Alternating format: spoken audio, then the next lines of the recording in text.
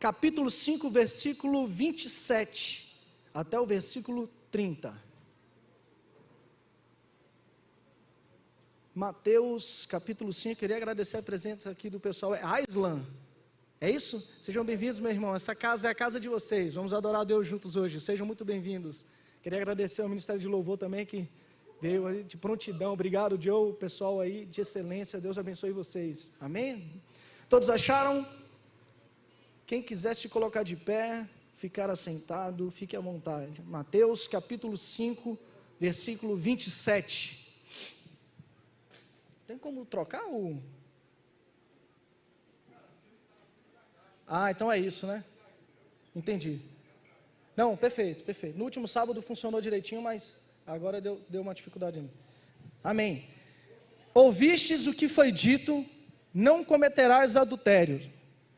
Eu, porém, vos digo que qualquer que olhar para uma mulher com intenção impura em seu coração, já cometeu adultério com ela. Eu, porém, vos digo que qualquer que olhar para uma mulher com intenção impura em seu coração, já cometeu adultério com ela. Se o teu olho direito te leva a pecar, arranca-o e lança-o fora de ti, pois te é mais proveitoso perder um dos teus membros do que todo o teu corpo ser lançado no inferno. E se tua mão direita te fizer pecar, corta e atira para longe de ti, pois te é melhor que um dos teus membros se perca do que todo o teu corpo seja lançado no inferno. Pai, eu peço em nome de Jesus que a partir desse momento não sejam mais as minhas intenções ou as minhas razões, mas que o teu Espírito Santo possa nos conduzir nessa noite, que o Senhor possa nos levar a um nível mais alto de conhecimento, para que a gente possa ser liberto de tudo o que está impedindo o fluir do Teu Espírito sobre nossas vidas. Em nome de Jesus, começa a falar conosco e trabalha nos nossos corações, em nome de Jesus, amém. Toma o seu assento, meu irmão. Aquele que pensar em seu coração, cometerá o adultério. Imagina você naquele período, Jesus declarando essa palavra para os seus discípulos e para as milhares de pessoas que estavam ouvindo a sua mensagem. Eu vou conjecturar a cena, que eu gosto dessa ilustração toda. Sou quase um Steven Spielberg, eu gosto de fazer a ilustração toda para a gente poder imaginar melhor. Imagina Jesus conversando com você em um período onde o que dominava aquele ambiente eram as leis. E as leis diziam claramente, se um homem se deitar com uma mulher, ele estará cometendo adultério, e vice-versa. Aí Jesus vem e diz o seguinte, eu não vim aqui para abolir a lei, eu vim para cumprir a lei, estou conjecturando. Eu vim para cumprir a lei.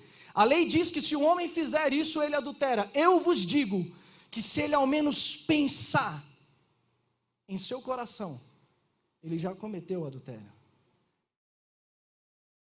Imagina você, e aí ele vira e fala, se o teu olho pecar, arranca fora, se a tua mão pecar, arranque fora. Ninguém tem que arrancar nada fora aqui não, tá gente? Não vai sair daqui, o irmão disse, eu vou arrancar minha mão fora. Isso é não vamos levar o pé da letra não, ele está querendo dizer o quê? Vamos cortar o mal pela raiz. Cortar o mal pela raiz. Agora imagina comigo, Jesus não tinha smartphone. Não existia naquela época internet. Nem se ouvia falar em pornografia. Mas ele, com toda a sua onisciência, um ser atemporal, ele já sabia que hoje, em pleno 2022, eu e você iríamos ter acesso a coisas imundas constantemente, com uma facilidade que talvez nunca na história pudesse ser presenciada. E aí ele vira e fala, se você ao menos pensar, se o teu olho pecar, se a tua mão pecar, arranque-a. Pois é melhor entrar no céu com um olho faltando do que para o inferno com o teu corpo inteiro. Jesus, ele já sabia que nessa geração que eu e você estamos desfrutando nesse momento, a gente iria ser bombardeado com informações sexuais Ele já sabia que eu e você iríamos ser bombardeados com erotismo nos filmes, nas músicas, nas revistas, nas conversas, nas entrelinhas. Tudo é relacionado ao sexo. Aí ele pega e fala: meu querido, meu filho amado, se você ao menos pensar. A pornografia, ela começa fora, mas ela atinge dentro. E onde é que é o campo que mina toda a maldade? Na mente.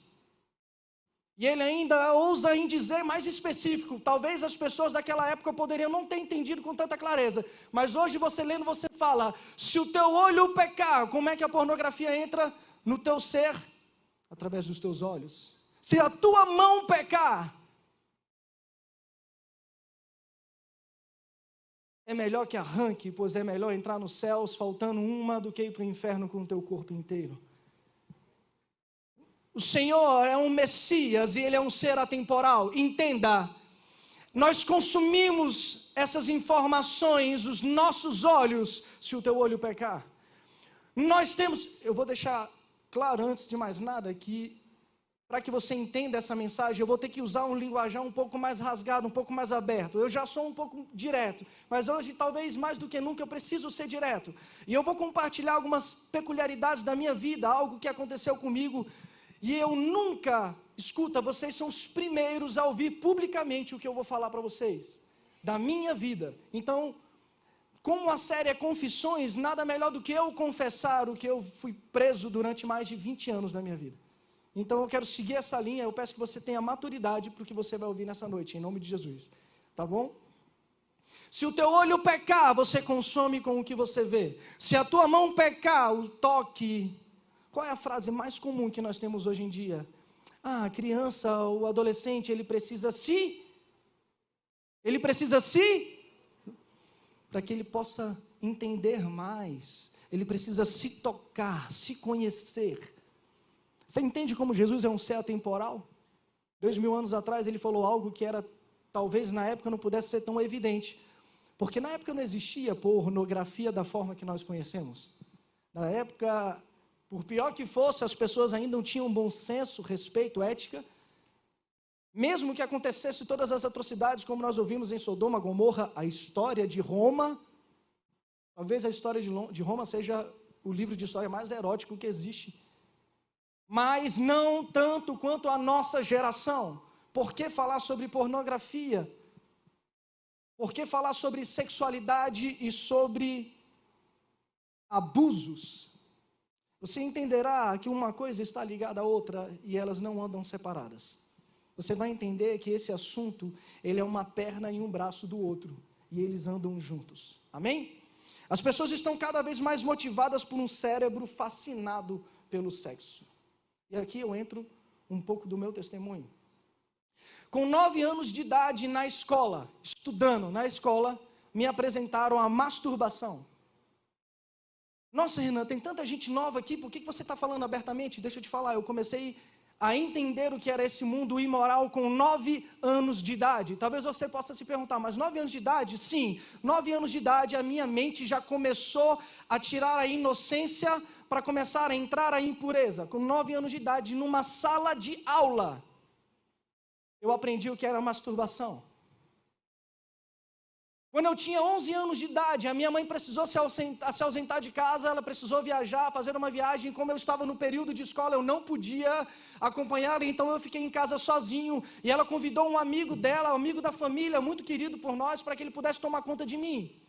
Certa vez eu estava deitado no chão, com 11 anos de idade, de cueca, porque era inocente, não havia maldade em meu coração. Estava brincando com alguns carrinhos, alguns bonecos, e esse rapaz, esse homem que estava cuidando de mim, estava lá fora lavando a roupa no tanque, para você ver como faz tempo, né? Lavando a roupa na mão, e eu brincando. Um vizinho nosso entrou, passou por mim, ficou conversando algumas horas com eles lá fora. Quando ele voltou, estou sendo mais rápido, porque temos muita coisa para falar. Então, quando ele voltou, ele passou por mim e falou: o que você está fazendo aí, Renan? Aí eu falei para ele: eu estou brincando. E ele virou e falou assim: larga isso daí, vamos fazer um negócio melhor ali, vou te apresentar uma coisa muito mais interessante que esses carrinhos aí. Criança, confiança, eu peguei, botei um short e fui. Chegou lá, ele ligou a televisão dele, o videocassete, quem não sabe o que é isso, procura no Google. Pegou uma fita VHS, colocou lá e falou, Renan, eu vou tomar banho, fica assistindo aí, depois eu volto. Eu falei, tá bom.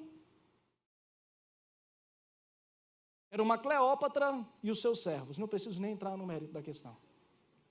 De repente, os personagens daquele filme começaram a ter relações sexuais explícitas. Eu nunca tinha visto isso na minha vida, 11 anos de idade. Com 9 anos me apresentaram o que era masturbação. Com 11 anos eu tive o meu primeiro contato com a pornografia, através de uma fita VHS que o meu vizinho, que na época devia ter os seus 19 anos de idade, me apresentou. Interessante. Naquele exato momento morreu uma criança inocente. Naquele exato momento eu deixei de ser uma pessoa pura. Por mais que eu quisesse, era impossível eu tirar da minha memória as cenas que eu consumi naquele momento. Ali nasceu e começou a nascer no meu coração um homem imoral. Claro, naquela época não tinha smartphone. Então era muito difícil ter acesso. Para você comprar uma revista, você tinha que ser maior de idade e ter dinheiro para isso. Então, ao longo desses anos todos eu comecei a receber. O inimigo ele é tão sujo, mas eu vou ter que abrir um parênteses, e inteligente, que ele usa todas as ferramentas que ele tem para poder te trazer para aquilo que ele quer. Então pensa comigo, eu não tinha dinheiro, eu era uma criança de 11 anos de idade. Eu não podia ir na banca comprar uma revista com mulheres nuas, porque eu não tinha acesso, a lei proibia. Hoje em dia tudo é mais acessível, mas a lei proibia. Eu nunca precisei sair de casa para ter acesso a isso. Na minha casa não tinha nem computador. Eu não sabia nem o que era internet, porque ainda estava começando a se falar em internet. Mas todos os meus amigos mais velhos me davam revistas pornográficas. Se você abrisse a minha gaveta, cairia um monte assim, de trás do armário, claro que era para minha mãe não ver. Então, eu comecei a consumir aquilo e isso foi me corrompendo. Eu fui criado numa família que era alimentada com a palavra de Deus. De manhã nós tínhamos o hábito de sempre no café orarmos, sabe, louvarmos algumas canções, ler alguns versículos e orarmos juntos. Então uma criança que era alimentada com isso, ela só tinha a dimensão de que só existia aquilo. Na minha vida, na minha cabeça, todo mundo pensava igual a mim, todo mundo andava igual a mim, mas de repente, por uma cena de um filme, eu nem culpo o meu vizinho, porque talvez ele teve até boas intenções com aquilo. Ele destruiu a inocência de um ser. E eu vou acelerar um pouco mais. Com 13 anos de idade na escola, eu sempre fui um menino muito levado. Então, tinha me envolvido em algumas confusões e eu fui direcionado para a coordenação. Uma briga lá, uma coisa assim, eu fui para a direção. O diretor da escola estava conversando com algumas pessoas, alguns professores do lado de fora, eu fiquei na sala sozinho e ele... Depois que dispensou, todo mundo entrou e ele começou a conversar comigo. Falamos de tudo, menos do problema que tinha que ser resolvido na escola. E, de repente, ele começou a entrar num assunto mais delicado. Um assunto um pouco íntimo. Ele começou a falar de sexualidade, de masturbação, mas como uma pessoa de confiança. Uma criança de 13 anos falar com um adulto sobre isso já é constrangedor por si só. A cena já é constrangedora. E ele começou a fazer perguntas íntimas a meu respeito. Ele começou a fazer perguntas da minha feição física, dos meus órgãos genitais. Eu disse para vocês que eu iria falar um pouco aberto, então, por favor, não se espante. Tá? Vou tentar não usar palavras vulgares, vou usar termos científicos. Então ele queria ver e queria saber e aquela coisa toda, o diretor da minha escola, quando eu tinha 13 anos de idade. Eu fiquei constrangido, mas como todo bom adolescente, quer ser machão, né? Não baixava a guarda. Então ele ficou com uma conversa estranha aqui, uma conversa estranha ali, fechou a porta da sua sala, fechou a janela da sua sala e tentou me coagir a baixar as minhas calças para que ele pudesse olhar o meu órgão genital. Eu tinha 13 anos de idade. Naquele momento você se sente um pouco intimidado por ele ser um adulto e uma autoridade, de certa forma, é o diretor da sua escola, você estava errado. Você pensa o quê? Se eu ceder o que ele está pedindo, vai aliviar o meu lado. Então eu fui cedendo até certo ponto. Chegou um momento quando ele quis começar a tocar em mim, eu rejeitei. E aí ele entendeu que se ele pressionasse mais eu poderia começar a gritar, era de dia, eu saí da sala dele e voltei para a minha sala, ele não me puniu. E acontece que eu fiquei o resto da aula ali, não conseguia prestar atenção em mais nada, não conseguia fazer mais nada, e quando deu mais ou menos umas 4 horas da tarde, eu pensei em pedir permissão para a professora para ir ao banheiro. E ela liberou, a minha intenção era, eu vou fugir da escola e vou para casa, porque eu matava muita aula. Então assim, eu vou fugir da escola e vou para casa. Quando eu estava saindo, que eu andei, os corredores estavam todos vazios, todos estavam em sala, não tinha nenhum monitor, nada, eu estava andando. Quem passa na minha frente? O diretor da escola.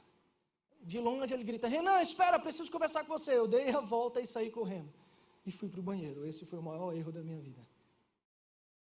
Quando eu entro no banheiro, ele entra logo em seguida. E ele falou assim, esse talvez seja a oportunidade de você mostrar para mim que você é homem de verdade. Eu preciso saber se você... Desculpa, gente, eu vou ser um pouco claro. Preciso saber se você já ejacula, porque na sua idade eu era um menino. Eu duvido se você faz isso. Eu falei, não, já, porque como eu disse, adolescente, né? Não gosto de ficar para trás. Não, eu já sou homem, Sou homem. Não sou nem mais virgem, mentira. Tá? Para mostrar a masculinidade aflorada, você não queria... Não, eu quero ver. E ele me obrigou a me masturbar na frente dele, no banheiro da escola. Enfim, ele, de certa forma, começou a me abusar, eu não vou entrar em muitos detalhes, e ele começou a tocar em mim e querer me estimular a minha masculinidade. A minha sorte foi que entrou um adolescente do 3º ano, que era mais velho, maior que ele, forte. Na hora que ele entrou, ele bateu o pé na porta. O que está acontecendo aqui? O diretor saiu correndo e ele perguntou assim para mim, tá tudo bem? Eu falei, tá tudo bem, não aconteceu nada. Ele fez alguma coisa com você? Eu, não estava fazendo nada não. Tá doido, é? E saí da sala e fui correndo. Nunca contei isso para ninguém. Eu tinha 13 anos e eu carreguei isso comigo durante muitos anos. As pessoas mais íntimas, assim, que eu tenho muita liberdade, eu compartilhei isso. E aí começa a primeira lição dessa noite. O maior erro que a gente faz é guardar conosco situações, principalmente situações que vão influenciar na formação do nosso caráter. Por isso a série Confissões. A gente não quer expor ninguém, você coloca o teu maior desafio e a gente vai orar em cima e te ajudar espiritualmente e como pessoa. Por que eu estou abrindo isso para vocês hoje? E talvez vocês podem perceber que eu estou nervoso, porque é a primeira vez que eu falo isso para um número muito grande de pessoas, mas eu preciso que vocês entendam que nós somos humanos. E aquilo que acontece na nossa vida quando criança, adolescente, vai definir quem nós somos no futuro. E ao longo da vida, eu conversei com muitas pessoas sobre isso, que passaram pela mesma situação que eu, ou piores, porque no meu caso foi um abuso isolado. Mas existem pessoas que são abusadas constantemente. 2, 3, 4, 5 anos de abuso, e isso é um trauma. Então eu trouxe aqui 3 tipos de reações que podem ser desenvolvidas com uma pessoa que sofre um abuso. Eu vou fazer só um pequeno parêntese sobre abuso para que a gente volte a falar sobre pornografia. A primeira reação é a pessoa que sofre abuso durante um certo tempo, uma das tendências é que ela crie rejeição pelo ato sexual. A primeira reação é que quando ela cresce, ela não quer se envolver com ninguém porque ela criou nojo daquela situação. Então isso vira um obstáculo para que ela possa fluir na vida dela, e às vezes ela começa a ter problemas sociais. Ela começa a ter problemas que vão impedi-la de ter um grupo de amizade como esse aqui. Porque ela sofreu tanto, a sua mente foi tão cauterizada e a informação que ela teve do sexo foi tão suja que destruiu a inocência e a vontade dela de socializar. Essa é a primeira das tendências, das reações que nós temos. E se uma pessoa dessa não procura um socorro, um auxílio, uma ajuda quando ela casar, talvez possa sofrer nos primeiros momentos, porque toda vez que ela for ter o ato sexual com seu cônjuge, ela vai ter dificuldade. A segunda reação, um pouco mais delicada, eu não vou me aprofundar muito no tema, mas para que você entenda. Se você é homem e sofre um abuso quando criança por outro homem e tem uma constância, existe uma grande chance de uma tendência homossexual. E o que eu estou falando aqui, eu não falo apenas da boca para fora, eu estou dizendo isso porque pesquisas comprovam isso. Mais de 80% dos homossexuais hoje sofreram algum tipo de abuso quando criança ou adolescente. Isso é muito sério. No dia que eu compartilhei, o Senhor me deu a oportunidade de compartilhar um pouco dessa história que eu vivi na minha sala, na faculdade, na aula de Psicologia do Direito. A última matéria para fechar o curso. Tinham 5 pessoas lá dentro. E não sei porquê, eu fui levado em espírito para compartilhar. E eu tinha um amigo que era gay. Ele era gay, não aquele gay esparafatoso que a gente conhece, né? Cheio de firula. Ele era gay, era um homem, mas ele era casado com outro homem. Filho de um pastor. E aí ele não contou as intimidades dele para mim, eu sabia que ele era gay porque ele me falou. Ele disse, Renan, eu sou homossexual, isso te incomoda? Eu falei, de jeito nenhum, por que me incomodaria? E aí, depois que eu compartilhei esse testemunho, nós entramos no intervalo, ele chegou para mim e ele falou, eu preciso muito conversar com você. Aí eu falei, diga, ele não pode ser aqui, você pode me encontrar na lanchonete, depois da aula? Eu falei, claro, eu vou. Chegou lá, ele começou a chorar como uma criança. Ele começou a chorar como uma criança. Ele, Renan, você falou do que você viveu? Quando eu tinha 8 anos de idade, o meu tio começou a me abusar sexualmente. Mas era sexo mesmo. E ele fez isso até os meus 14 anos de idade. Aí eu falei, cara, que pesado isso. Por que... Fiquei até sem reação. Mas por que você está contando isso para mim? Eu não sei, mas eu senti liberdade de contar para você. E eu sinto no meu íntimo que isso me influenciou na minha sexualidade. Porque eu não quero continuar vivendo da forma que eu sou, mas eu não consigo. E aí eu volto a dizer aquilo que já foi ministrado aqui uma vez, o sexo para Deus, ele é uma aliança. Por que eu estou falando disso para jovem, para adolescente? Deixa eu te falar, eu comecei a ser introduzido com 9 anos de idade, mas ninguém me instruiu da forma que eu estou falando com vocês. Isso por muitos anos me limitou muitas coisas na minha vida, impediu muitas coisas na minha vida, desenvolveu crises de ansiedade na minha vida, tiques nervosos. Coisas que eu não consigo controlar, porque eu bloqueei, eu guardei muita coisa para mim. Quando eu tinha apenas 9 anos, eu comecei a ser bombardeado com esse tipo de informação. Por isso que eu estou compartilhando com você que ainda é novo. Quem dera eu tivesse alguém para falar assim com tanta clareza quando eu era adolescente, para que eu pudesse entender e pudesse ser curado e sarado e ser impedido de viver muitas das frustrações que eu já vivi.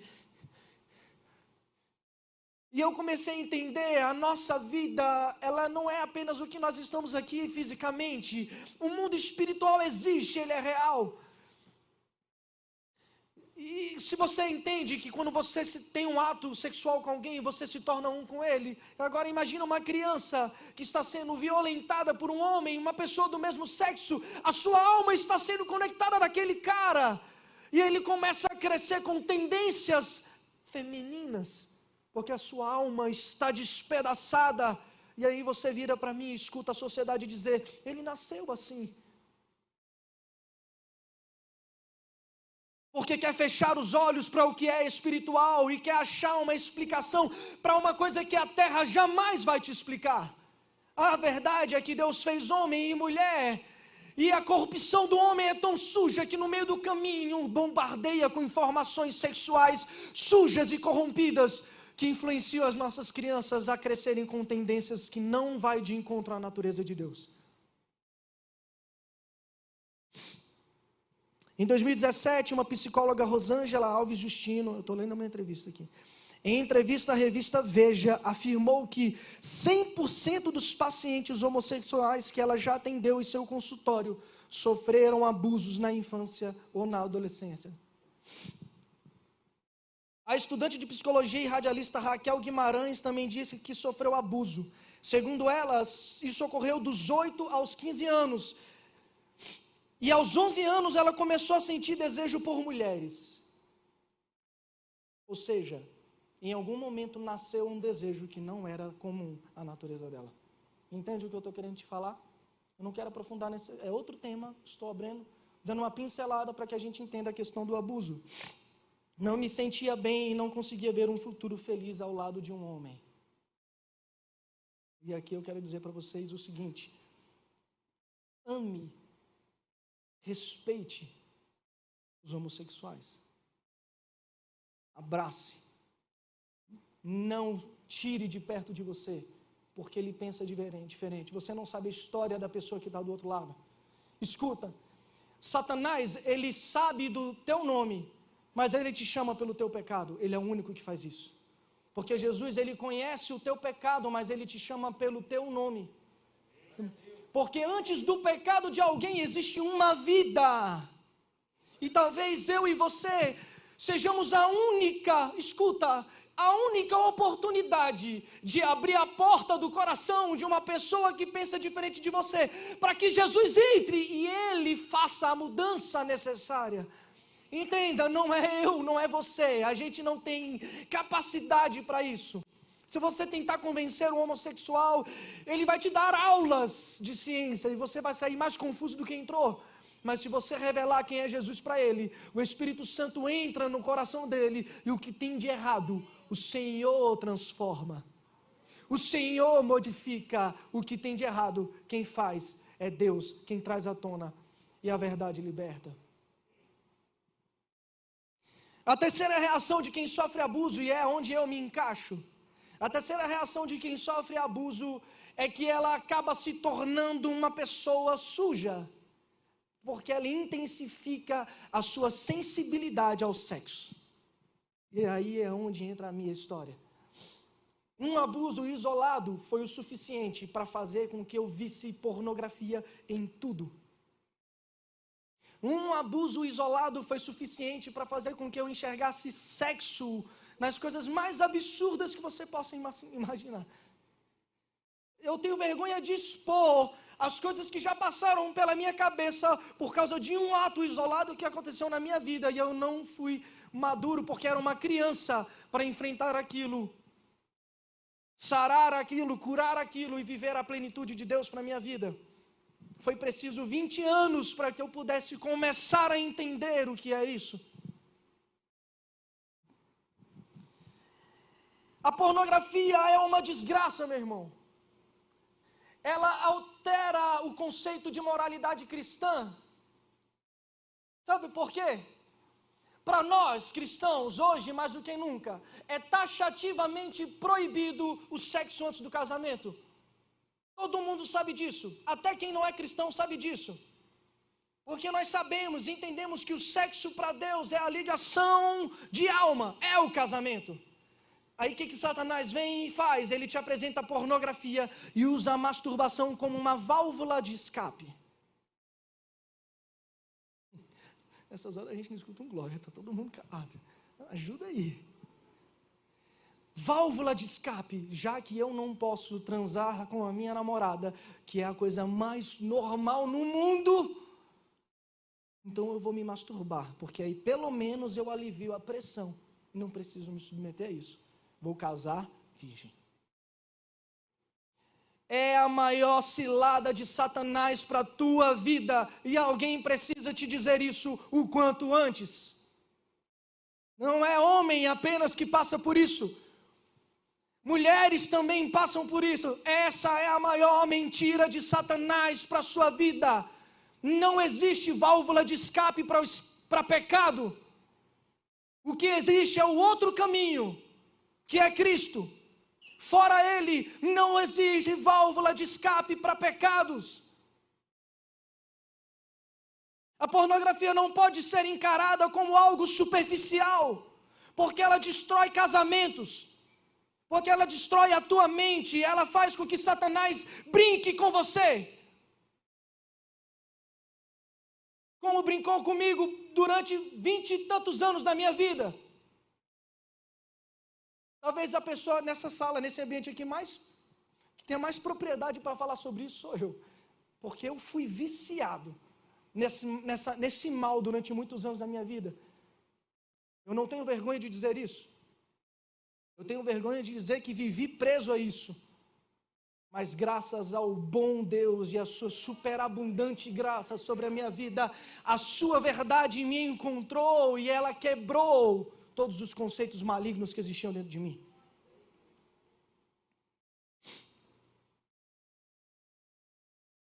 A grande verdade é que o homem moderno adora a ficção e ele acaba tendo problemas sérios com aquilo que é real. Nós adoramos aquilo que não é verdade. A geração smartphone, tudo que é superficial é mais atrativo do que aquilo que é real. Nós temos centenas de milhares de amigos no Instagram, mas não temos um amigo do nosso lado quando a gente precisa para poder conversar e pedir um conselho. O homem moderno, ele é mais ficção do que realidade. Corte o mal pela raiz, meu irmão. Bora falar um pouquinho de ciência fisiológica? Não sou médico, hein? Mas eu estudei bastante para pregar isso aqui hoje. A pornografia é um gatilho hiperestimulante que leva a níveis não naturais de secreção de dopamina. Isso pode danificar o sistema de recompensa da dopamina e não responder a fontes naturais de prazer. Aí você me pergunta, o que é dopamina? Dopamina é um neurotransmissor que o teu cérebro produz para que você sinta prazer. Só que a dopamina, quando ela não é controlada e ela é liberada de formas desregradas, que não vai conforme a natureza do nosso corpo, ela tem algumas consequências. Existem dois problemas. A dopamina, ela é apenas no curto prazo. E ela é a busca da recompensa imediata. A pornografia libera altas doses de dopamina no teu cérebro, te trazendo prazeres imediatos.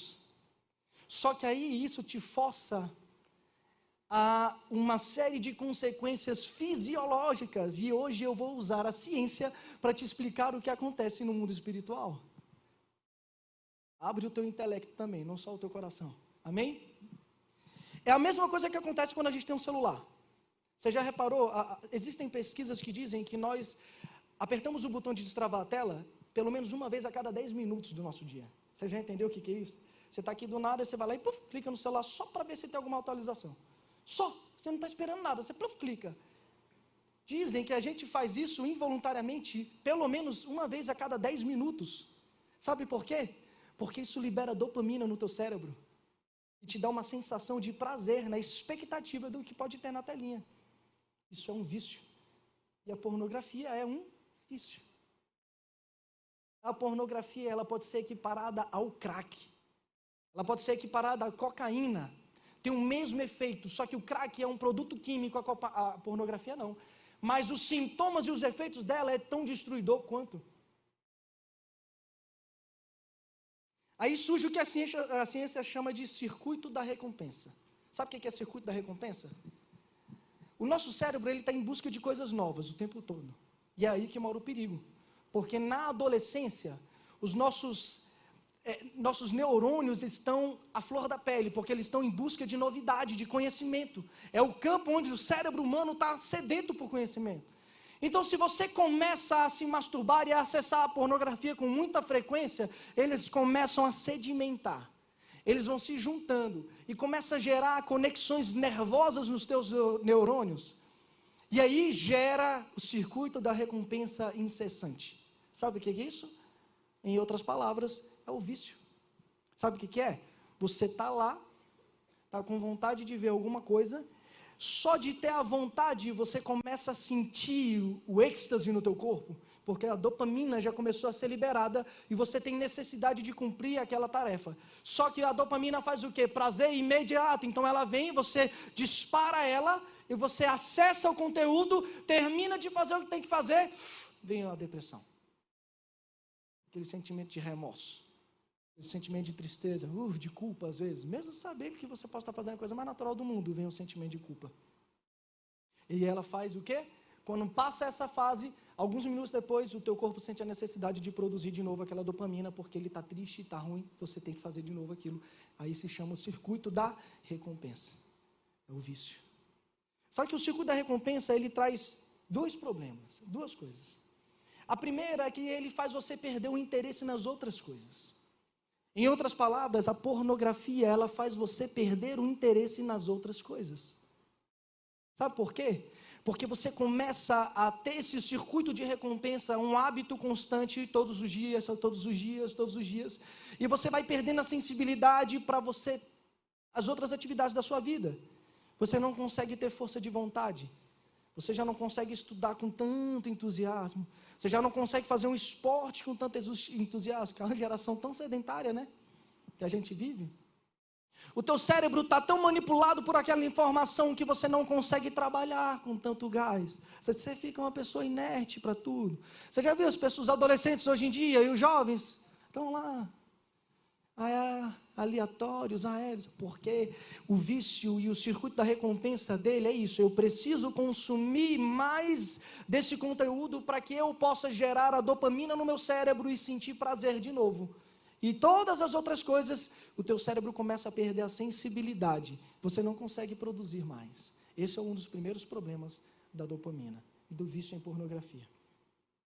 O segundo é o que a ciência chama de memória pavloviana. Olha que nome. Pavlov é um homem russo, ele que desenvolveu essa teoria. Memória pavloviana, ou seja, reflexo condicionado.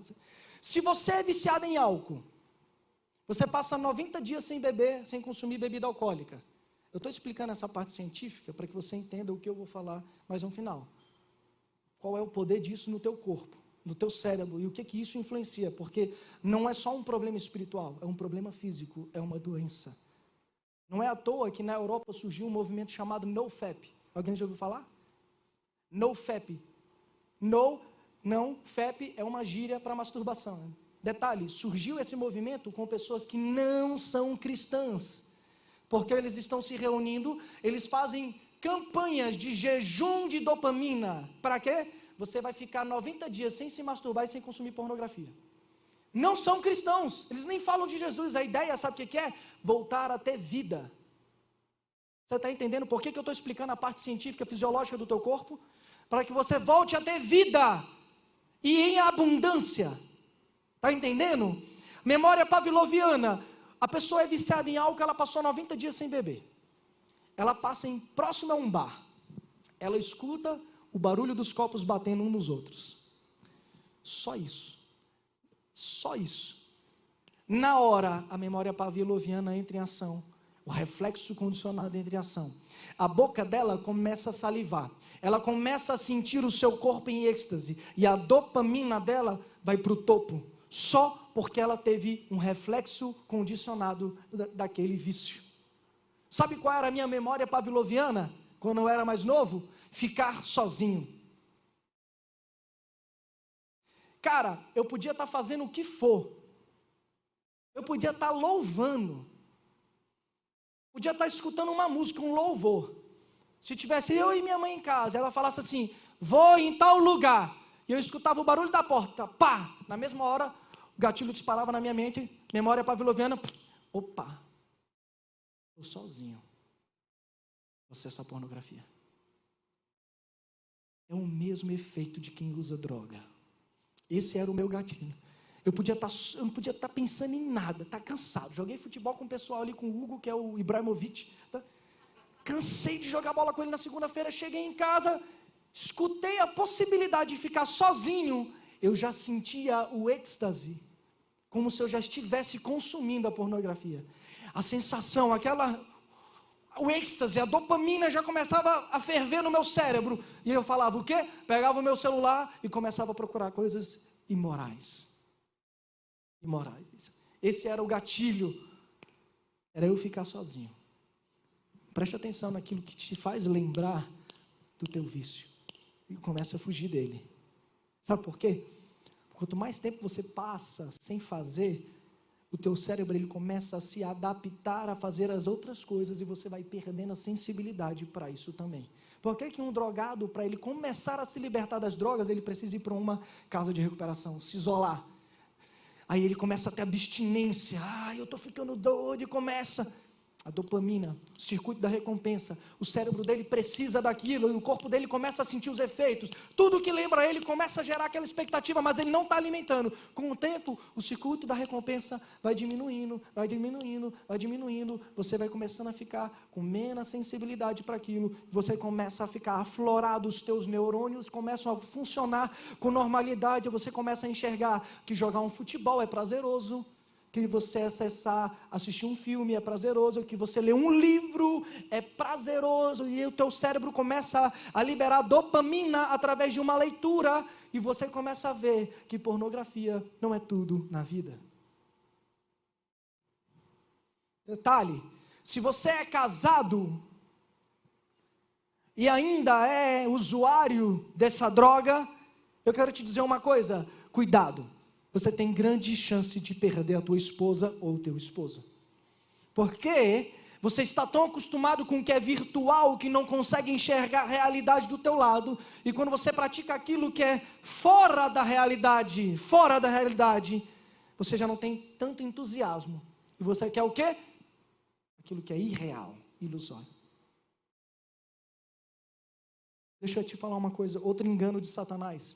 Eu já te dei um engano de Satanás hoje. Masturbação e pornografia não é válvula de escape.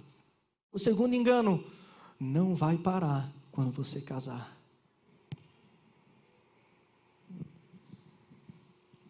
Eu alimentei isso a minha adolescência inteira. Sabe o que é? Você conviver com culpa e ter alguma coisa para você poder aliviar a tua culpa? Eu sou viciado em pornografia, mas eu continuo tocando bateria na igreja, sabe? Eu continuo fazendo as coisas na igreja, eu gosto, eu nunca me desviei, eu nunca saí da igreja, mas eu sou viciado em pornografia. Quando eu casar, vai passar, sabe? Vai acabar. Por quê? Porque eu vou ter a minha vida sexual ativa com a minha esposa, então isso aí não vai ter mais, é besteira, porque eu não estou tendo relações sexuais igual os meus colegas. E aí eu preciso disso para aliviar a minha tensão. Quando eu casar, passa. Os 3 primeiros anos do meu casamento foi só a misericórdia de Deus. Eu quase destruí a inocência da minha esposa. Porque eu queria comparar ela a uma prostituta por causa da pornografia. Sabe por quê? Porque na minha cabeça, sexo era pornografia. E sexo não é pornografia. Sexo é puro. É santo. Foi Deus quem fez. Para o momento certo, na hora certa, com a pessoa certa, você desfrutar dele, meu irmão. O que o mundo e o sistema maligno te apresenta é uma corrupção moral do sexo, é uma falsa identidade sexual, é uma mentira, é uma ilusão, e você nunca vai viver aquilo, porque é virtual. Eu comecei a exigir da minha esposa, e ela falava, amor, meu bem, eu não entendo. E a gente começou a ter conflitos como marido e mulher. Porque a minha mente estava cauterizada. Porque eu alimentei durante muitos anos que quando eu casasse, eu ia parar de consumir pornografia. Outro mentira de Satanás para a tua vida. Liberte-se, meu irmão. Liberte-se em nome de Jesus. O problema é que você começa a consumir.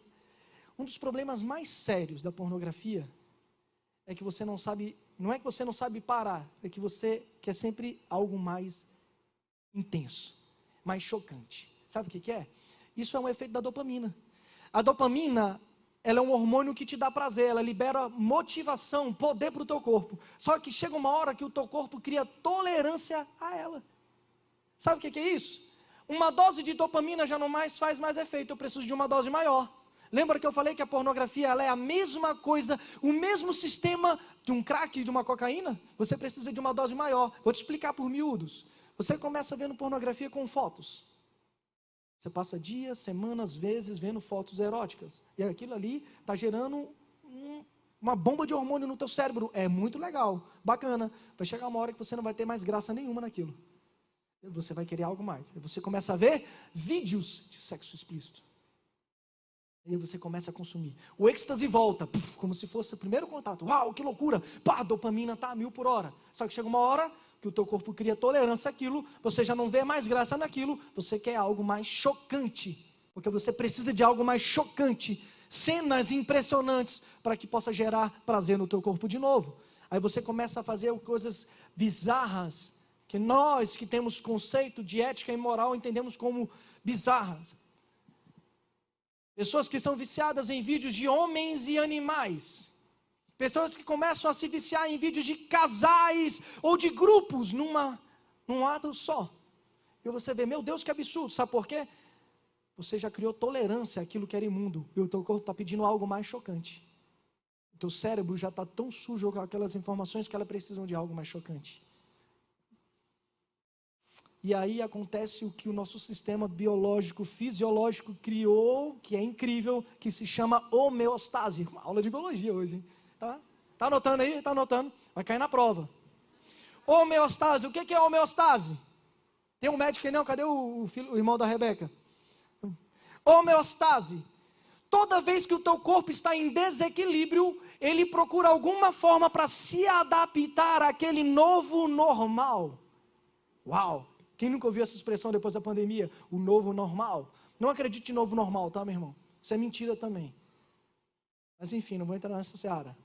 Sabe o que é? A pessoa que nunca ingeriu cafeína na vida dela. Ela toma uma dose de café. Ela fica ligada, não consegue dormir, ela fica acesa. Porque é a primeira vez que o corpo dela tem contato com a cafeína. Só que, se ela começar a tomar essa dosezinha de café todos os dias, depois de um tempo ela não vai mais sentir efeito. Por quê? Homeostase. O corpo dela se adaptou a essas informações e ele se acostumou ao novo normal. E aí você precisa de doses mais fortes de cafeína para começar a sentir o efeito dela. A pornografia também faz isso.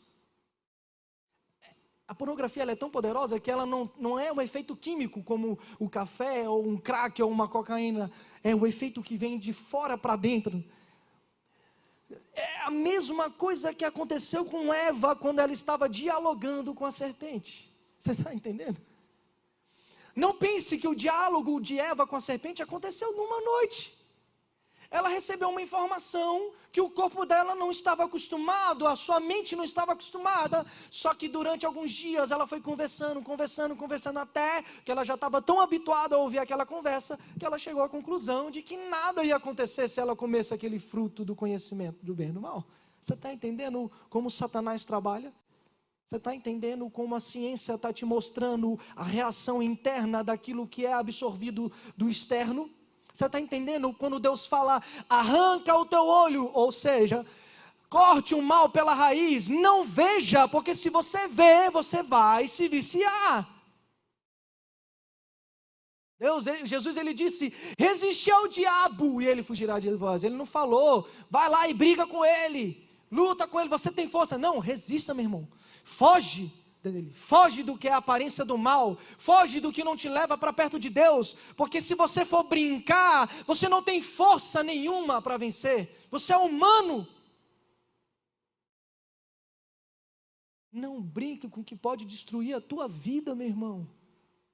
Não brinca com o que impede o fluir de Deus para a tua vida, em nome de Jesus. Você precisa de doses cada vez mais fortes. Sabe o que acontece com isso? Homeostase, dopamina em excesso, doses extras de dopamina. Você se pergunta hoje por que o adultério está tão comum? Você se pergunta hoje por que o sexo está tão banalizado? Porque as pessoas estão com a sua dopamina tão no excesso e elas precisam de doses extras? Vou explicar por miúdo de novo.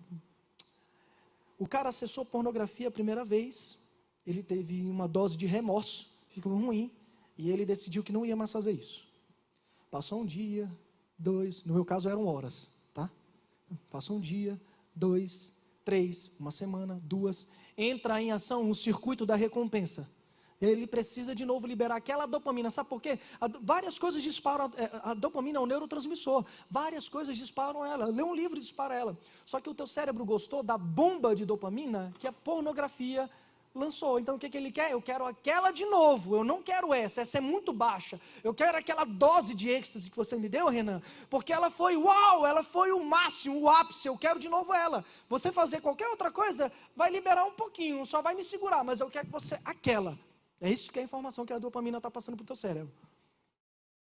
Aí você vai lá e passa umas semanas, cai de novo, acessa de novo a pornografia. Você sente de novo aquela depressão pós-pornografia que a gente conhece, quem já consumiu sabe o que é. Então você passa de novo, aí um dia outro. Só que o que acontece? Você já perde menos a sensibilidade para aquilo.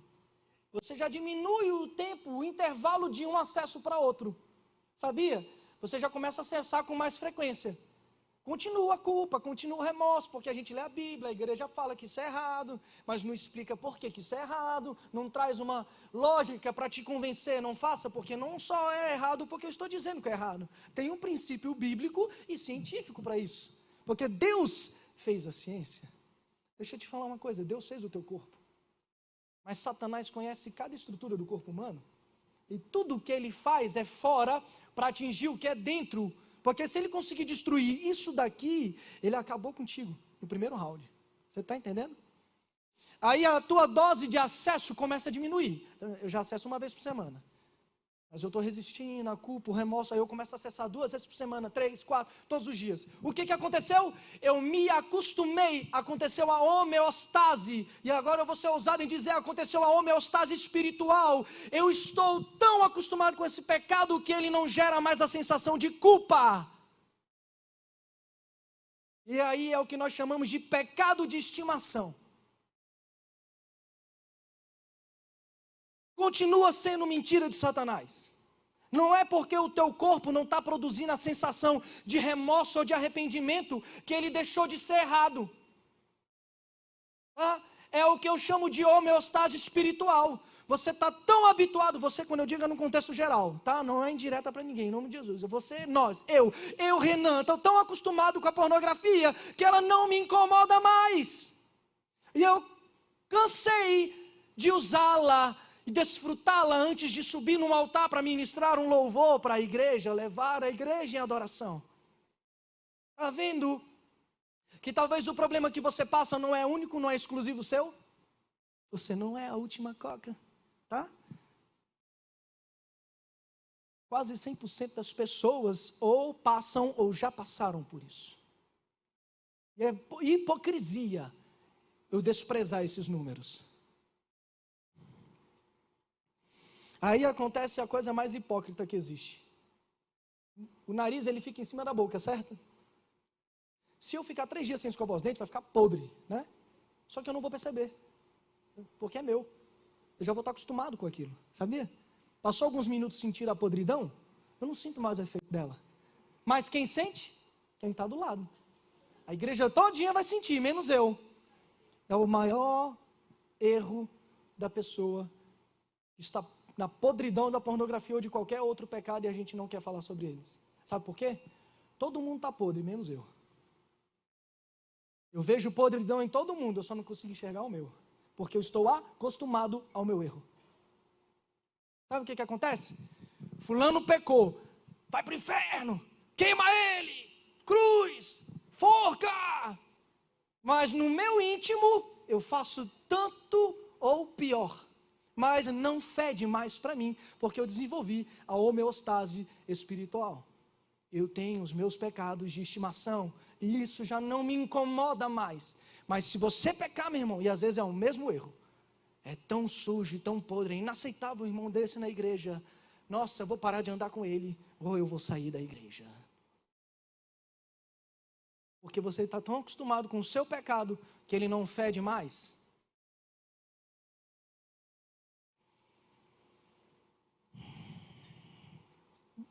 Outro nível da pornografia. Em uma audiência pública na Comissão de Segurança Pública e Combate ao Crime Organizado na Câmara dos Deputados, o procurador Guilherme Zanina Shelby relatou o caso de uma investigação na Itália.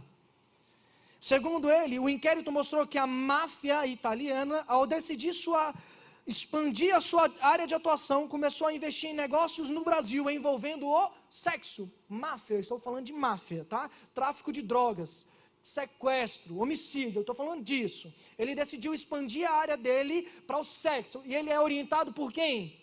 Satanás. Essa máfia, toda máfia, tudo que é maligno é orientado pelo maligno. Então ele começou a decidir expandir a sua área para o sexo. Por quê? A fala do mafioso, a indústria do sexo é um caminho fácil para a lavagem de dinheiro. A produção de revistas e filmes, por exemplo, dá suporte ao tráfico e à extorsão, ele afirmou. O procurador também citou que pesquisas norte-americanas, segundo as quais 70% dos criminosos cometeram estupro ou abuso sexual, eram viciados em pornografia e seus crimes espelhavam a prática. O professor e escritor Cláudio Rufino acrescentou que essas pesquisas mostram ainda que 86% dos criminosos sexuais utilizam pornografia antes de seus atos delituosos ou durante os crimes. Você entende quando eu digo que a dopamina do ser humano já chegou no nível que nada mais do que ele está acostumado é suficiente para saciar o seu prazer, e ele precisa de cenas mais chocantes? Você está entendendo por que eu estou trazendo relatos fisiológicos para você entender por que hoje, se uma mulher botar uma mini saia e o cara estiver na rua, como aconteceu agora no Paraná essa semana, uma menina de 14 anos indo para a escola, o cara encontrou ela sozinha, a dopamina dele entrou em êxtase, ele não conseguiu se segurar, estuprou a menina dentro de um terreno baldio.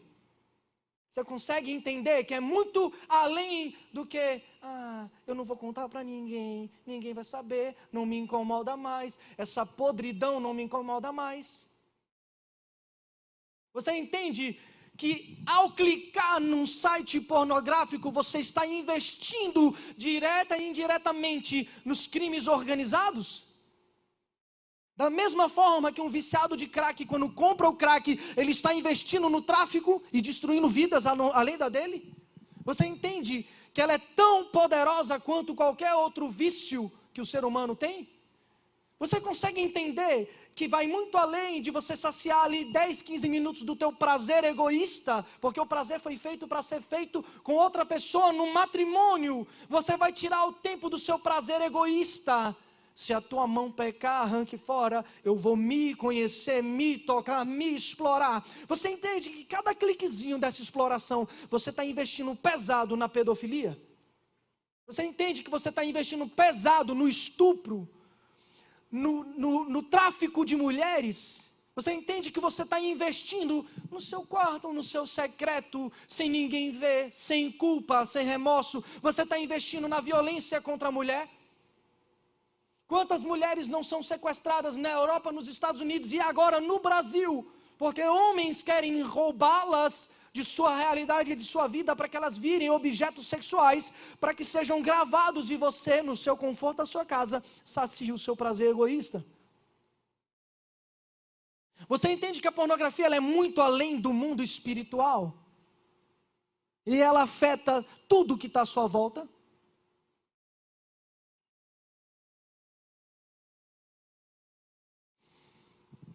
Liberte-se disso, meu irmão. O primeiro passo para isso é você confessar. O primeiro passo para isso é você tirar esse peso dos teus ombros. Se o Ministério de Louvor quiser subir e me ajudar nesse momento. Eu espero que você tenha entendido um pouco. Tinha muita coisa para falar, mas o tempo ele não é convertido ainda. Ou é, né? Porque cada vez que ele passa, está mais perto de a gente encontrar o nosso rei. Sabe o que eu quero dizer para vocês? O primeiro passo para uma libertação, para que quebre as algemas da tua mão, invisíveis, sabe, que a tua mente, haja uma desintoxicação da tua mente. O primeiro passo é você botar para fora, seja um abuso sexual, seja um vício em pornografia, seja uma predisposição para qualquer ato de sexualidade, por mais bizarro que seja. O primeiro ato é a confissão. O segundo ato, perdão, meu irmão. Sabe o que é o perdão? Se perdoe. Outra mentira de Satanás é a gente pensar que por nós praticarmos isso, Deus jamais vai nos perdoar, porque é sujo, né? Você já se sentiu sujo? Por ter cometido alguma coisa? Aí você pensa assim, Deus jamais vai me perdoar isso, sabe por quê? Eu já pedi perdão pela mesma coisa 362 milhões de vezes na minha vida. Deus jamais vai me perdoar. O segundo passo é você se perdoar. Comece a se perdoar, porque Deus, Ele está de braços abertos. Mas se você abrir a porta do teu coração e da tua vida, da tua alma, da tua mente, eu costumo dizer que o coração não é aqui, o coração é aqui. Tá? Eu estou fazendo uma brincadeira, mas o coração não é aqui, o coração é aqui. Sabe por quê? Porque aqui é o maior campo de guerra que existe. Nem a primeira guerra, nem a segunda guerra, nem o que acontece no Iraque, na Palestina, nem as tragédias do Islã, dos muçulmanos, nada se compara ao que passa dentro da tua cabeça. É o maior campo de batalha. Leia Efésios 6. Revesti-vos, pois, das armaduras de Deus, e me coloca, Pai, coloca em mim aqui o capacete da salvação, para que os dardos inflamados do inimigo não venham ter influência sobre a minha vida, porque se ele conseguir penetrar essa armadura, ele vai entrar, e se ele começar a minar a sujeira dele, vai chegar uma hora que você vai estar tão acostumado, que você não vai conseguir ter resistência àquilo. Existe uma pesquisa de um psiquiatra americano que ele disse que se pelo menos 70% dos seus pacientes soubessem que eles estavam perdoados, eles sairiam da clínica no máximo em 1 semana. O perdão é a cura. Comece hoje se perdoando. Se perdoe. Sabe por quê, Pai? Eu já entendi. O Senhor está me aceitando. Então eu quero me perdoar. E a partir de hoje eu vou começar a fazer um jejum de dopamina. Sabe? Para que eu não me acostume mais com isso que é sujo. Feche teus olhos em nome de Jesus.